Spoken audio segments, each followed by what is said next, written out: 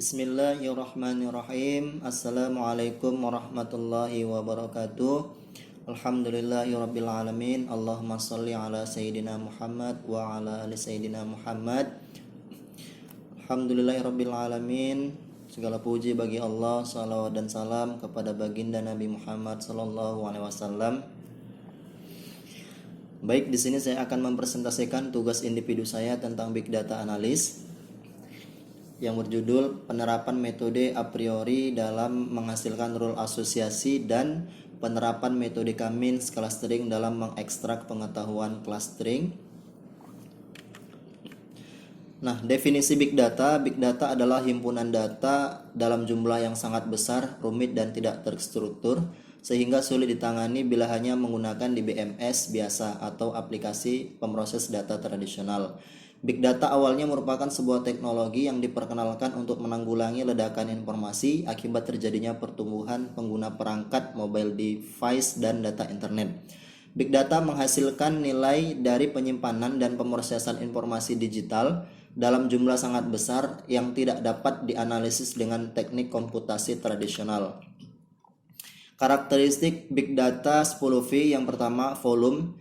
Karakteristik Big Data yang pertama adalah volume. Kita tahu bahwa Big Data akan selalu berkembang setiap detiknya. Karakteristik volume pastinya menjadi karakter utama dalam bidang Big Data, sebab sekumpulan data yang diperoleh pastinya didapatkan dalam jumlah yang sangat besar dan saking banyaknya tentu akan berpengaruh pada jenis datanya.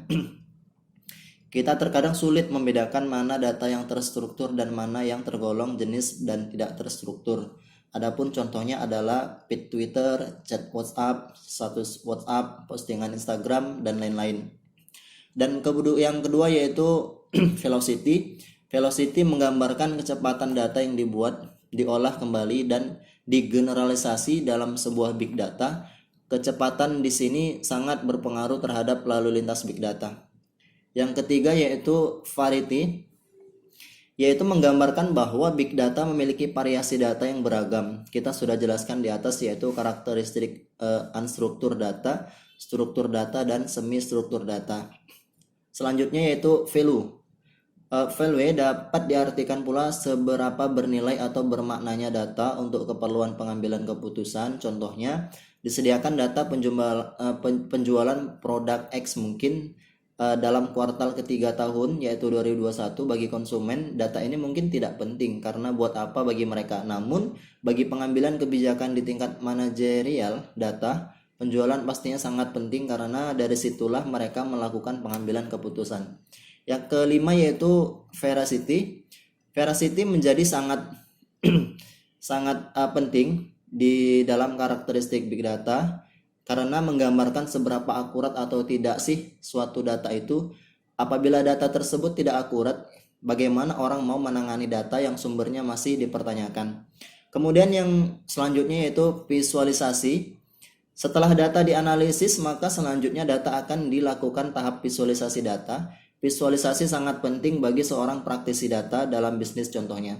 Visualisasi dapat membantu pengambilan kebijakan untuk menganalisis laporan penjualan, strategi pemasaran, dan minat produk. Selanjutnya validitas. Validitas kurang lebih mirip dengan veracity. Karakteristik ini sama-sama berpatokan pada prinsip bahwa suatu data haruslah valid dan akurat agar pengambil keputusan yang dilakukan tepat sasaran. Selanjutnya volatility, ya. Kemudian volatility ini menggambarkan bahwa data setiap harinya itu mengalami perubahan yang kecenderungan beragam. Simpelnya kita contohkan data harga daging sapi yang diamati setiap pemberlakuan PPKM, kecenderungan di lapangan tidak selamanya stabil, namun terjadi pula penurunan yang drastis. Bila naik melonjak bahkan turun. Bisa naik bahkan melonjak yang sangat drastis. Kemudian yang kesembilan, vulnerability. Karakter ini mengedepankan aspek keamanan dan perlindungan data. Data yang dimiliki oleh perusahaan, instansi, organisasi, bisnis harus akuntabel dan bisa dipertanggungjawabkan. Yaitu yang ke-10, variability, yaitu menggambarkan bahwa data selalu berubah-ubah setiap waktu. Data yang berbeda tersebut bisa berdampak pada karakteristik lainnya. Misalnya pada proses dan kecepatan transfer data. Semakin besar variasinya, semakin beragam pula datanya. Kemudian definisi data mining. Data mining ialah proses pengumpulan data pengolahan data yang bertujuan untuk mengekstrak informasi penting pada data. Proses pengumpulan dan ekstrak informasi tersebut dapat dilakukan menggunakan perangkat lunak dengan bantuan perhitungan statistika, matematika, ataupun teknologi AI. Data mining ini disebut juga Knowledge Discovery in Database atau KDD. Nah, apa sih tujuan data mining? Tujuan data mining itu yang pertama sebagai sarana menjelaskan, kemudian sebagai sarana konfirmasi, kemudian yang ketiga juga sebagai sarana eksplorasi. Nah, metode apa yang sering digunakan dalam data mining? Secara umum terdapat beberapa metode yang digunakan untuk melakukan data mining. Yang pertama yaitu asosiasi. Asosiasi itu adalah metode berbasis aturan yang digunakan untuk menemukan asosiasi dan hubungan variabel dalam satu set data. Biasanya analisis ini terdiri dari pernyataan if atau then sederhana. Selanjutnya klasifikasi. Klasifikasi ini adalah tindakan untuk memprediksi kelas suatu objek. Selanjutnya regresi. Regresi adalah teknik yang menjelaskan variabel dependen melalui proses analisis variabel independen. Selanjutnya yaitu clustering. Clustering digunakan dalam membagi kumpulan data menjadi beberapa kelompok berdasarkan kemiripan atribut yang dimiliki. Contoh kasusnya adalah customer segmentasi. Ia membagi pelanggan ke dalam beberapa grup berdasarkan tingkat kemiripannya. Nah, penerapan data mining ini bisa digunakan untuk apa saja? Yaitu yang pertama untuk bisa digunakan dalam sektor bisnis, edukasi, asuransi, dan perbankan. Selanjutnya penerapan metode a priori dalam menghasilkan pengetahuan atau rules asosiasi. Rules asosiasi adalah hubungan atau asosiasi relasi antara satu item dengan item lainnya. Nah, bentuk umumnya yaitu body, head, dalam kurung, support, dan confidence. Support dan confidence adalah dua nilai yang digunakan untuk mengevaluasi apakah rules asosiasi dikatakan menarik atau interesting atau tidak. Atau biasa rumusnya itu A maka C, di mana support sama dengan 50% dan confidence sama dengan 75%, di mana cara membacanya itu 50% dari transaksi yang ada konsumen kita membeli A dan C secara bersamaan, itu disebut support. Nah, kemudian 75% untuk menentukan tingkat kepercayaan itu disebut dengan confidence atau tingkat kebenarannya. Nah, sekarang bagaimana kita menemukan bisa mendapatkan rules asosiasi tersebut? Ada beberapa algoritma di dalam data mining, di dalam mengekstrak pengetahuan yang bentuknya rules asosiasi. Salah satunya yaitu algoritma a priori. Dalam algoritma a priori ada dua tahapan. Yang pertama yaitu menemukan frequency in item set atau item yang mempunyai nilai support lebih besar sama dengan minimum support. Yang kedua yaitu menggunakan frequent item set yang didapat pada langkah 1 untuk menghasilkan rules asosiasi mulai dari dua item set. Nah, yang selanjutnya ini adalah contoh jurnal yang bertemakan penerapan metode asosiasi rules menggunakan algoritma a priori untuk analisa pola data hasil tangkapan ikan, yaitu jurnal yang dibuat oleh Eko Wahyu Tias. Dalam penelitian ini dilakukan pengujian apakah metode asosiasi rules dapat digunakan untuk menyelesaikan permasalahan pada hasil tangkapan ikan. Proses pengumpulan data yaitu data yang digunakan dalam uji coba ini dibuat secara random. Data ini digunakan sebagai data simulasi untuk pengujian. Selanjutnya, uji coba terhadap sistem dapat dilakukan dengan data faktual yang berasal dari daerah mana saja, asal datanya sesuai dengan format data dalam sistem. Kemudian dalam pembuatan data random harus dibuat aturan dan batasan-batasan tertentu agar hasilnya mendekati data yang sebenarnya. Proses perhitungan asosiasi rules. Dalam sistem ini terdapat 3 pilihan dataset, yaitu dataset berdasarkan daerah, kuartal, dan gabungan daerah dan kuartal. Setelah memilih dataset, pengguna menemukan nilai minimum support dan minimum confidence yang akan digunakan dalam proses. Nilai minimum support dan minimum confidence yang dimasukkan adalah antara 0 sampai 100%. Dari hasil percobaan yang penulis lakukan, nilai minimum support dari data yang digunakan dalam pengujian adalah kurang dari 50%. Sedangkan nilai minimum confidence lebih dari 50%. Nah, ini adalah contoh rumus yang digunakan oleh penulis di mana support sama dengan V dalam kurung V dalam kali A union B, di mana jumlah transaksi yang mengandung A dan B dibagi jumlah total transaksi.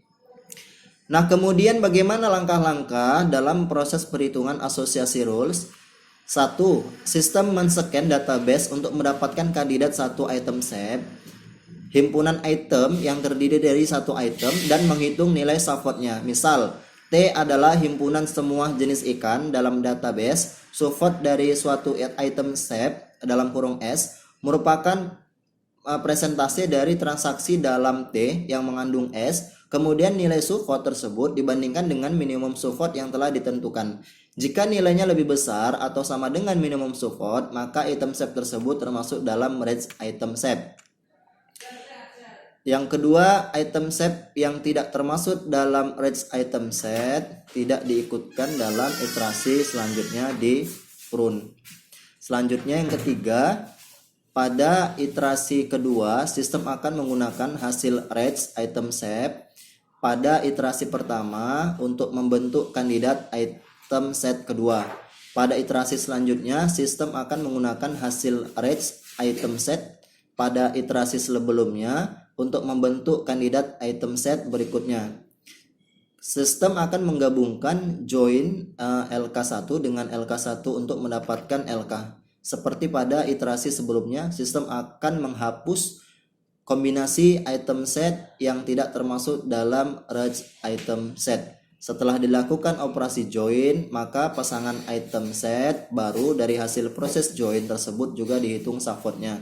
Langkah kelima yaitu proses pembentukan kandidat yang terdiri dari proses join dan prune akan terus dilakukan hingga himpunan kandidat item setnya nol atau sudah tidak ada lagi kandidat yang akan dibentuk. Setelah itu, dari hasil frequent item set tersebut dibentuk association rule yang memenuhi nilai support dan confidence yang telah ditentukan. Nah, pada pembentukan asosiasi rules, nilai yang sama seperti ikan kerapu maka kakap sama dengan kakap maka kerapu dianggap sebagai satu nilai. Asosiasi rule yang terbentuk harus memenuhi nilai minimum yang telah ditentukan.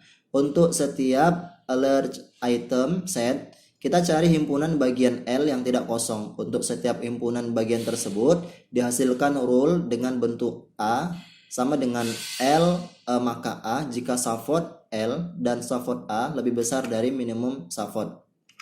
Nah, kemudian dalam jurnal tersebut ini adalah hasil uji cobanya, di mana di dalam penelitian ini minimum support itu 20% dan minimum confidence itu 50%. Nah, rules yang terbentuk itu adalah di mana apabila bawal hitam maka bawal putih itu mencapai confidence sebesar 100% tingkat keakuratannya atau tingkat kepercayaannya dan seterusnya.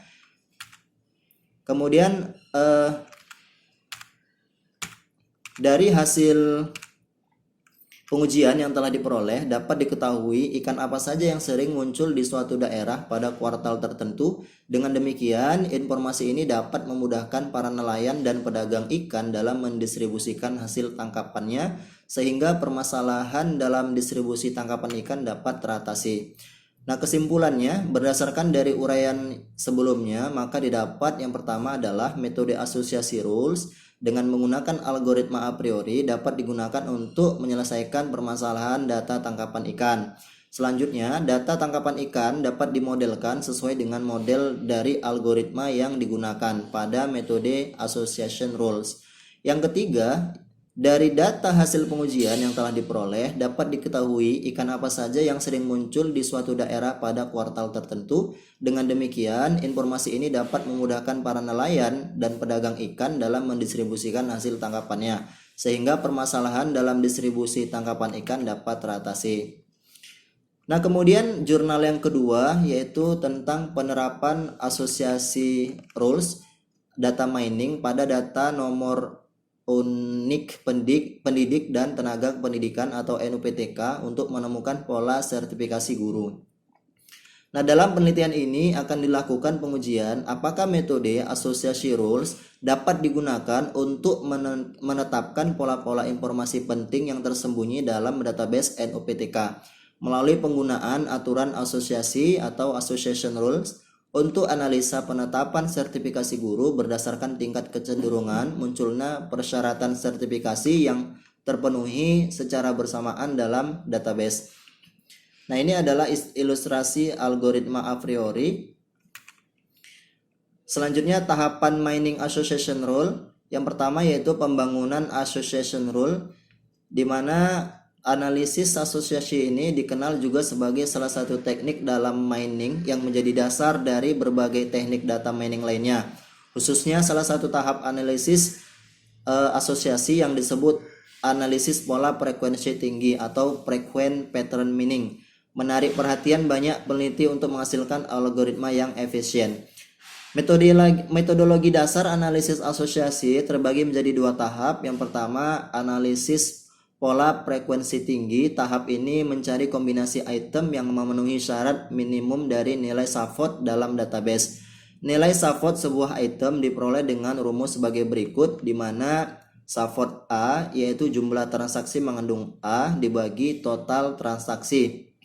Selanjutnya, sedangkan nilai SAVOT dari dua item diperoleh dari rumus dua berikut, di mana SAVOT A maka B sama dengan P dalam kurung A union B sama dengan jumlah transaksi mengandung A dan B dibagi total transaksi.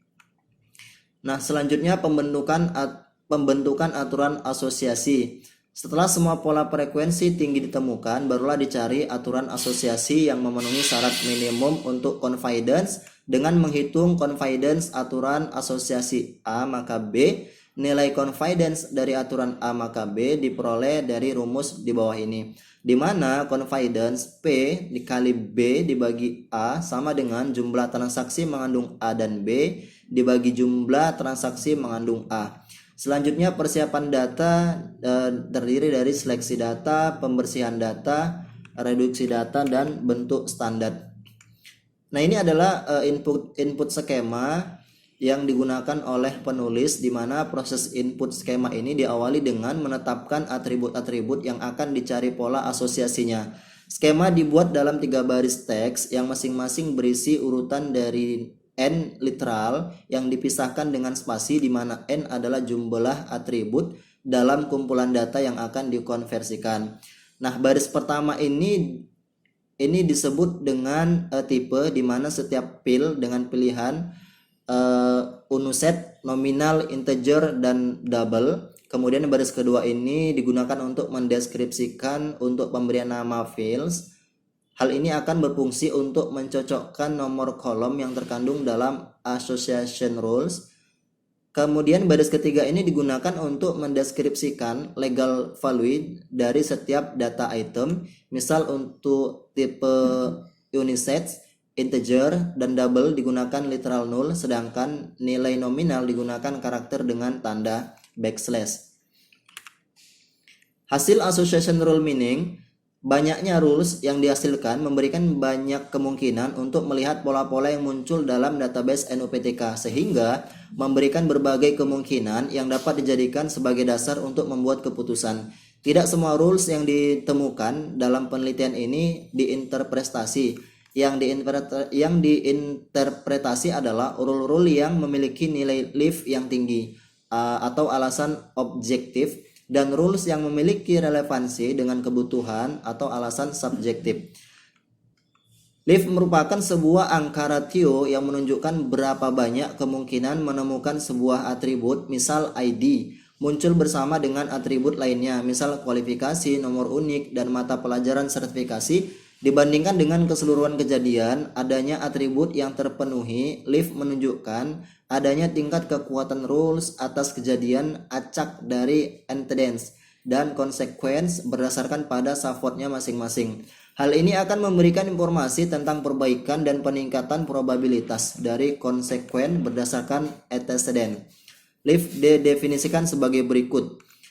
Lift sama dengan confidence dibagi exceeded confidence, di mana exceeded confidence yaitu jumlah transaksi memiliki item consequent dibagi total jumlah transaksi.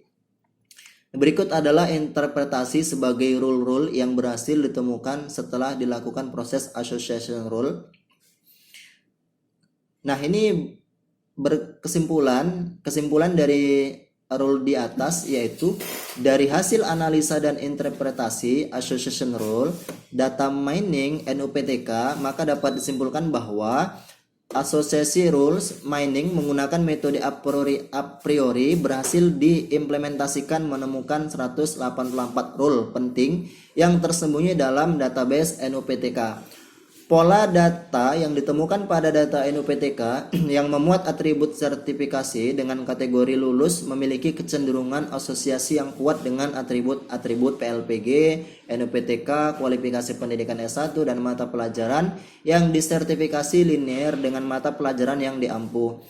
Kecenderungan pola yang terbentuk dari asosiasi rules mining data NUPTK dapat ditetapkan bahwa guru-guru yang lulus sertifikasi adalah guru yang memenuhi atribut PLPG, NUPTK, kualifikasi pendidikan S1, dan mata pelajaran yang disertifikasi linear dengan mata pelajaran yang diampu.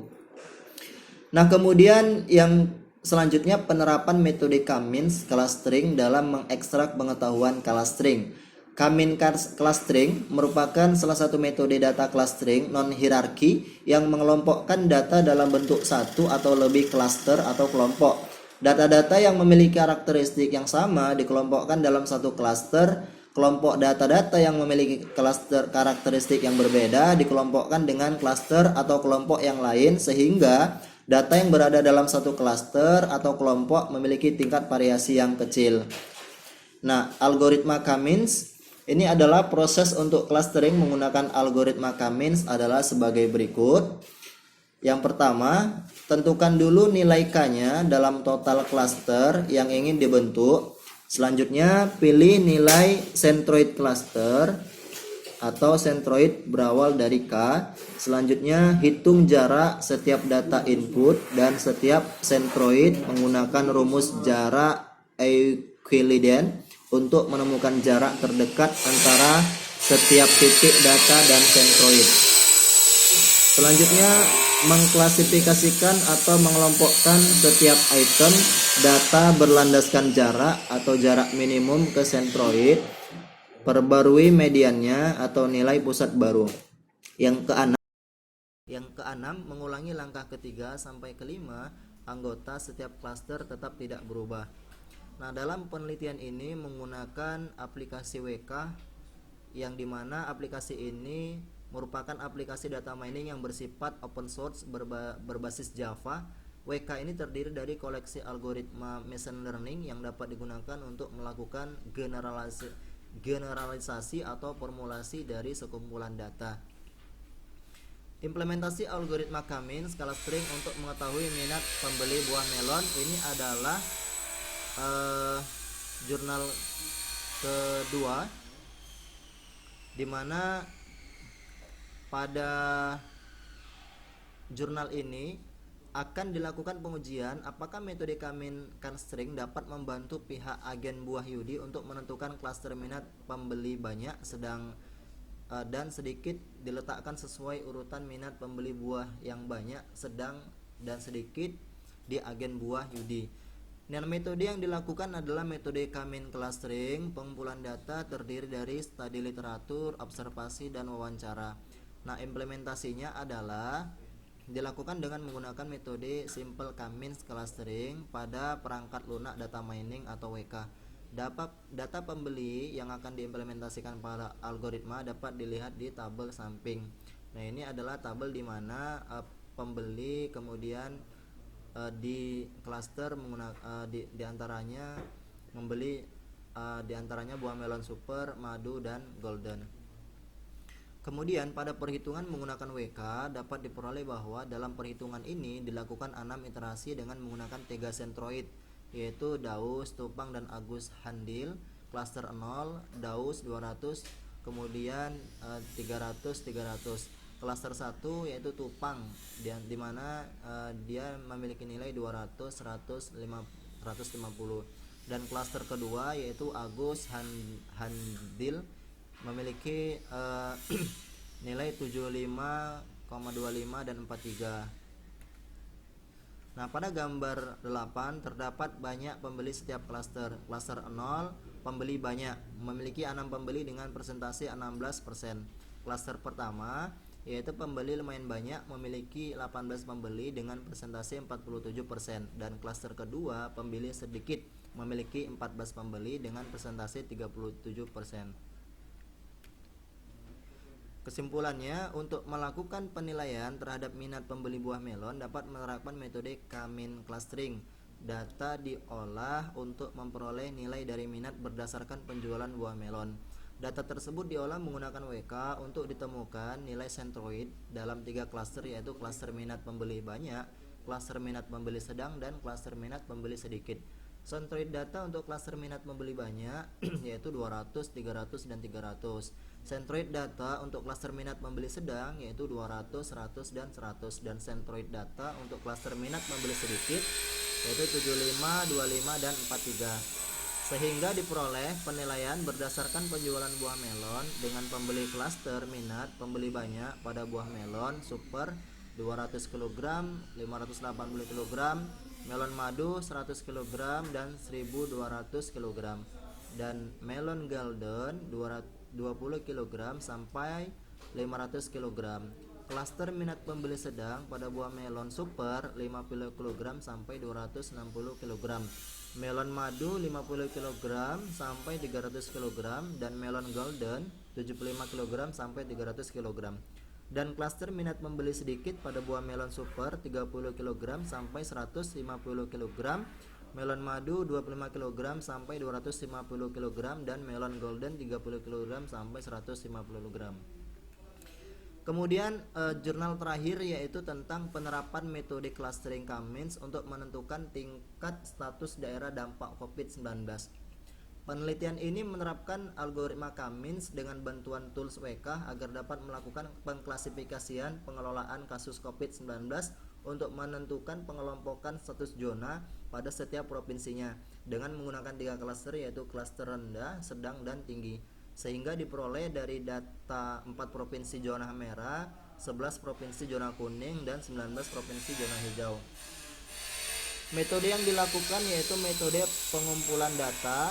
Data yang digunakan dalam penelitian ini diperoleh dari kasus penyebaran COVID-19 pada tanggal 18 Juli 2021 dari 34 provinsi yang ada di Indonesia. Kemudian pembagian zona di Indonesia pandemi COVID-19. Berikut beberapa pembagian zona di Indonesia. Ada zona hijau, zona kuning, zona orange, dan zona merah, di mana zona hijau ini tidak terdapat atau sudah tidak terinfeksi virus COVID-19. Zona kuning yaitu berisiko penyebaran COVID rendah, zona oranye yaitu risiko penyebaran COVID sedang, dan zona merah risiko penyebaran COVID tinggi. Kemudian menggunakan metode clustering yaitu memisahkan data ke dalam kelompok-kelompok yang memiliki objek dengan karakteristik yang serupa menggunakan algoritma Cummins. Nah, adapun tahapan-tahapan untuk melakukan optimasi menggunakan algoritma Cummins yaitu memilih jumlah klaster yang diinginkan pada dataset. Selanjutnya ditentukan titik pusat sentroid secara acak random pada tahap awal. Menghitung jarak terdekat setiap data dengan sentroid. Untuk menghitung jarak terdekat dengan sentroid adalah Euclidean distance. Kemudian hitung kembali pusat klaster dengan keanggotaan klaster yang sekarang. Selanjutnya kelompokkan hasil klaster dan berikan tanda warna. Selanjutnya aplikasi yang digunakan dalam penelitian ini, penulis melakukan aplikasi WK yang didapatkan hasil dan pembahasannya, yaitu data pengujiannya. Pengujian data yang digunakan dalam penelitian ini berupa dataset kasus penularan COVID-19 yang terdiri dari 7 atribut, yaitu nama provinsi, kasus positif hari ini, kasus sembuh hari ini, kasus meninggal hari ini, dan 34 data dari provinsi yang ada di Indonesia. Nah, ini adalah tabel di mana dataset kasus pasien COVID-19 di setiap provinsi yang sudah di dalam tabel dan di klaster berdasarkan provinsi yang ada di Indonesia.